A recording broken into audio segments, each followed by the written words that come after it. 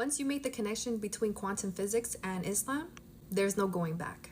This is coming from somebody who used to believe in the Big Bang Theory, the evolution of humans, and life being just completely black after you pass away. Once I started connecting the dots between my human body and consciousness to the Quran, I realized this is the truth. So if you take a look at our body, we have 3 neural networks. We have the brain, the heart, and the gut.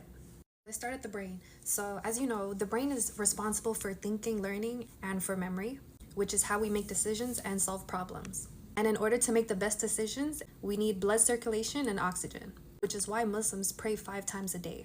We pray 5 times a day, not only to get closer to Allah, but to reset our brain. And in order to reset our brain, we need blood flow. That's why those prayers, they're not easy sometimes. You know, it's a lot of movement. And when you're in the prostate position, you're actually enhancing the blood flow to your brain, which is why after prayer, a lot of people find themselves having more clarity.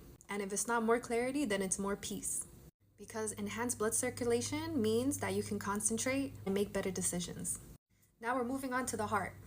So the heart is your emotional function. This is where you express feelings of sadness, happiness, empathy, fear, courage. And if the heart does not have positive feelings, then it must be purified, which is super important in Islam. Before we do anything, we need to start off with intention from the heart.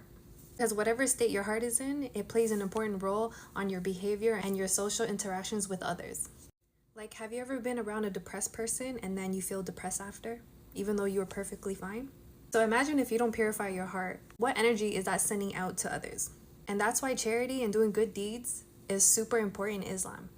It's encouraged almost literally every single day. Because when you're doing good by others, you'll only get that good back. Now lastly, the gut. The gut is responsible for our physical actions. Have you ever made plans to go somewhere and your gut feeling tells you not to go? Well, your gut intuition is only as strong as the stuff you feed it. So that's why in Islam, we are not allowed to eat certain things, and we have to eat halal food. I never really understood this before until I searched for a deeper meaning behind it. For those who don't know, we're only allowed to eat animals that didn't suffer in death.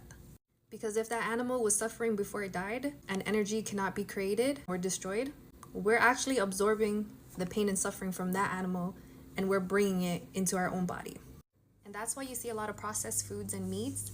They're often linked to depression and anxiety. And this is just the facts. And I know a lot of people are going to argue with me, well, you can figure all this stuff out without religion.